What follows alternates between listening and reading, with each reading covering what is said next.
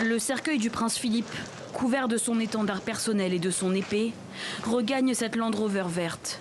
Un véhicule qu'il a lui-même contribué à concevoir. Symbole du passé de cet homme qui a servi dans l'armée britannique et combattu dans la marine pendant la Seconde Guerre mondiale. Après un salut militaire, la procession s'élance.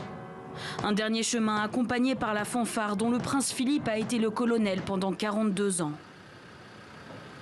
Après une minute de silence, l'entrée dans la chapelle Saint-Georges, sous les yeux de la reine Elisabeth, visiblement très affectée. Elle perd, selon ses propres mots, sa force et son soutien, son époux depuis 73 ans. Pandémie oblige, seules 30 personnes assistent à la cérémonie religieuse, toutes éloignées les unes des autres. Avec gratitude, nous nous souvenons des nombreuses façons dont sa longue vie a été une bénédiction pour nous.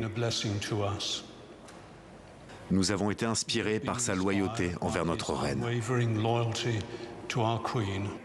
En deuil national depuis son décès le 9 avril, le royaume, tenu à l'écart pour raisons sanitaires, a suivi les funérailles avec émotion.